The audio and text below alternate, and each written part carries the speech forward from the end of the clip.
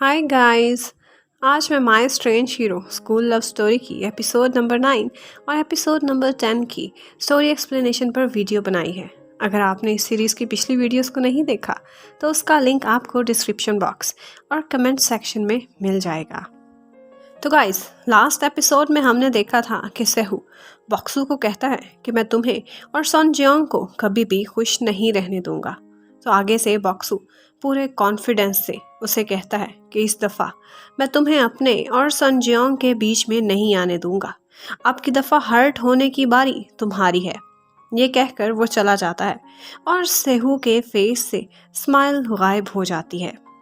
बाद में बॉक्सू अपने फ्रेंड्स के पास जाता है और उन्हें एक काम की एडवांस पेमेंट करके एक मिशन पर हायर करता है और वो मिशन होता है डिस्ट्रॉय सेहू मिशन। फिर अगले दिन बॉक्सू अपने फ्रेंड्स से सनजोंग को मिलाता है और उनको ऑफिशियली अनाउंस कर देता है कि ये मेरी गर्लफ्रेंड है। बाद में वो दोनों बहुत ज़्यादा ड्रिंक करते हैं और एक दूसरे से दिल की सारी बातें करते हैं। बहुत अच्छा टाइम इकट्ठे गुजारते हैं।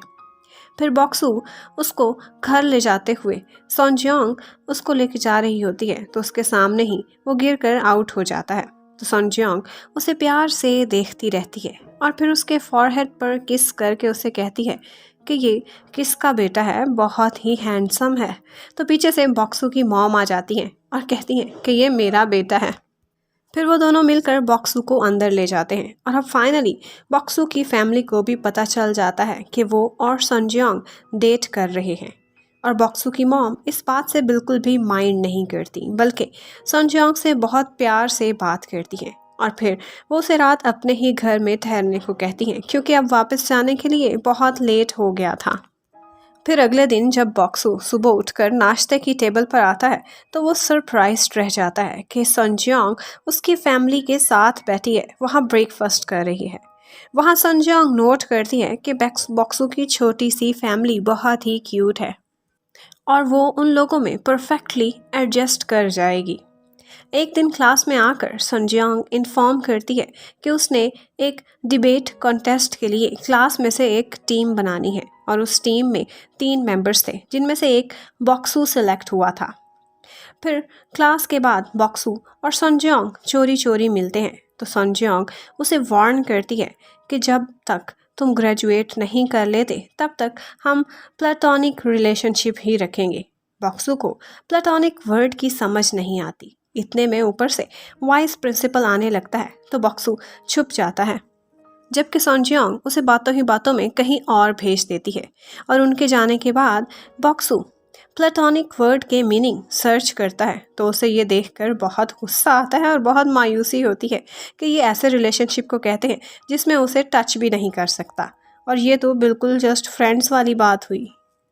बाद में हमें दिखाते हैं कि बॉक्सू को डिबेटिंग कॉन्टेस्ट से रिलेटेड कुछ डाउट्स होते हैं तो वो उन लोगों के पीछे आईवी क्लास के एक स्टूडेंट के ग्लास बूथ की तलाशी लेता है। तो उसे पता चल जाता है कि उन स्टूडेंट्स ने डिबेट प्रोफेशनल लिखवाई है और वो स्टूडेंट उन लोगों का मजाक भी उड़ाते हैं कि कहाँ आईवी क्लास है और उनका मुकाबला है वाइल्ड फ्लावर के ट्रैश से। फिर कंपटीशन का दिन आ जाता है और उस दिन डिबेट स्टार्ट होती है। बॉक्सू और उसकी टीम काफ़ी अच्छा कंपटीशन देती है।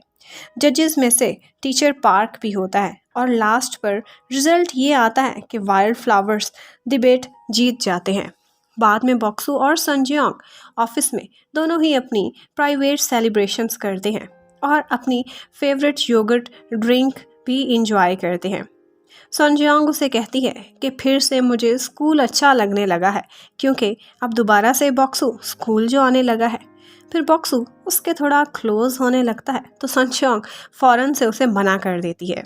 दूसरी तरफ बॉक्सू की टीम सेहू के खिलाफ कुछ सबूत तलाश करने में लगी हुई थी, जबकि सेहू को जब डिबेट कंपटीशन के रिजल्ट का पता चलता है तो वो गुस्से में रिजल्ट्स चेंज करने का ऑर्डर करता है और अगले दिन ही आईवी क्लास को विनर डिक्लेयर करके रिजल्ट्स करेक्ट किए जाते हैं।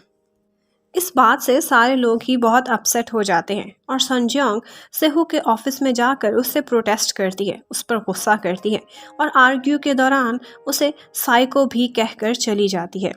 जब बॉक्सू को उन दोनों की लड़ाई का पता चलता है तो वो स्कूल टाइम के बाद सनजोंग के ऑफिस में आकर पता करता है। तो आगे से सनजोंग बहुत कामली सिर्फ उसकी टाई सेट करके उसे प्यार से कहती है कि तुम्हें यूनिफॉर्म बहुत सूट करता है।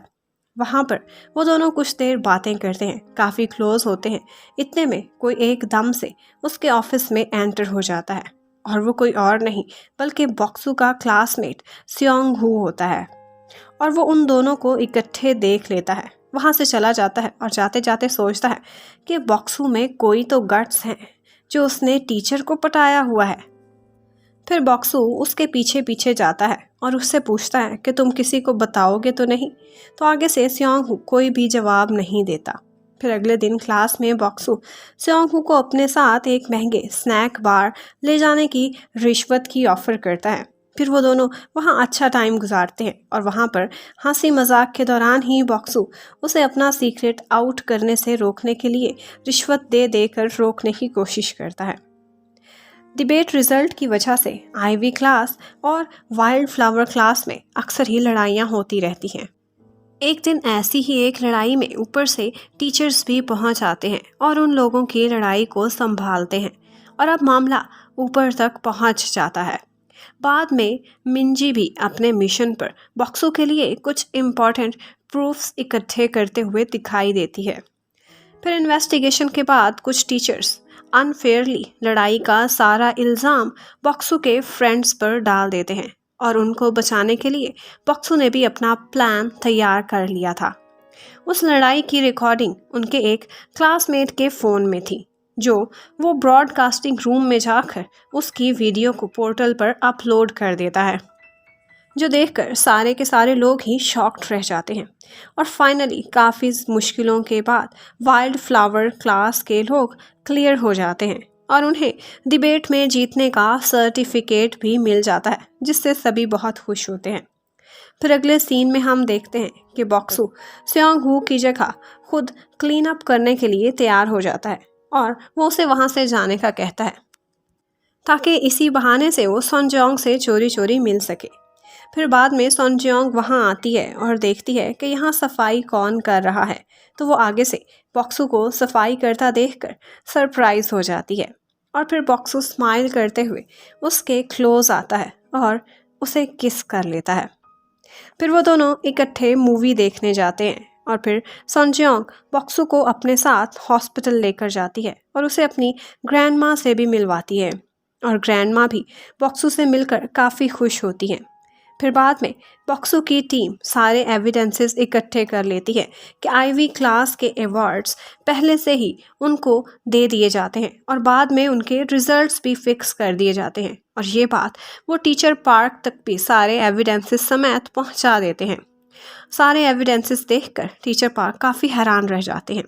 फिर टीचर पार्क वहाँ से चला जाता है और उनके खिलाफ एक फॉर्म फिल करता है, कंप्लेंट दर्ज करता है। फिर अगले दिन स्कूल में वाइस प्रिंसिपल पूछता है कि कंप्लेंट किसने सबमिट कराई है, तो टीचर पार्क बगैर हेजिटेट किए हुए बता देता है कि मैंने कराई है।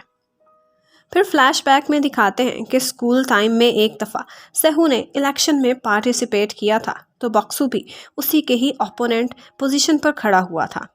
बॉक्सू के सारे स्टूडेंट्स ही बहुत फ़ैन थे, सभी उसे लाइक करते थे और उसकी फ़िलॉसफी भी सेहू से काफ़ी बेहतर थी। ऐसा लग रहा था कि जैसे वो ही जीतेगा, लेकिन जब रिजल्ट्स आए तो सेहू विनर था। सेहू काफ़ी हैरान था कि बॉक्सू हार कर भी लूजर्स जैसा बिहेव नहीं कर रहा था। जब सेहू ने घर आकर अपनी मॉम को बताया कि वो इलेक्शन जीत गया है, तो उसकी मॉम ने गुस्से में एक गिलास तोड़ दिया, जिसकी वजह से सेहू के मुंह पर भी स्क्रैच आ गया था। उसकी मॉम ने कहा कि तुम हार गए थे, मैंने ही रिजल्ट्स रिग कराए हैं। अपनी मॉम के इस रवैये की वजह से वो काफ़ी दुखी हुआ। वो चाहता था कि उसकी मॉम भी उसे प्यार करती, चाहे वो जैसा भी था, उसकी कमियों उसकी खामियों को भी एक्सेप्ट करती। उनके इस बिहेवियर की वजह से वो खुद से भी नफरत करने लगा था। फिर वो रात को जाकर बॉक्सू को उसकी फैमिली के साथ खुश खुश हंसता खेलता देखकर बहुत जेलस होता है और दिल ही दिल में उससे नफरत करने लगता है। फिर हमें दिखाते हैं कि रूफ टॉप गिरने वाले इंसिडेंट के बाद हॉस्पिटल में भी सेहू ने अपनी मॉम के प्रेशर में आकर बॉक्सू के अगेंस्ट स्टेटमेंट दी थी ताकि उसकी मॉम का फेस सेफ हो सके। फिर प्रेजेंट में दिखाते हैं कि सेहू के ऑर्डर्स के अकॉर्डिंग वाइल्ड फ्लावर क्लास के स्टूडेंट्स को इस स्कूल से निकालने का फैसला किया गया है ताकि उन डल स्टूडेंट्स को किसी लो लेवल स्कूल में ट्रांसफ़र कर दें। इस बात पर स्टूडेंट्स को भी गुस्सा आ जाता है और वो अपना डिफेंस करते हैं। टीचर पार्क जाकर सेहू से मिलता है तो वो उनसे बदतमीज़ी करने लगता है कि आपकी फ़िलॉसफी बहुत आउटडेटेड है, बहुत पुरानी है, आपको चाहिए कि अब आप रिज़ाइन कर दें। और उसने उनका रेजिग्नेशन लेटर भी तैयार करके रखा हुआ था। टीचर पार्क उस रेजिग्नेशन पर साइन करने ही वाले थे कि ऊपर से एकदम से बॉक्सू आ जाता है और वो उस लेटर को फाड़ कर फेंक देता है और सेहू से कहता है कि डायरेक्टर सेहू, तुम उस स्कूल के ऑनर नहीं हो। और यहीं पर ही ड्रामे की एपिसोड नंबर 10 ख़त्म हो जाती है।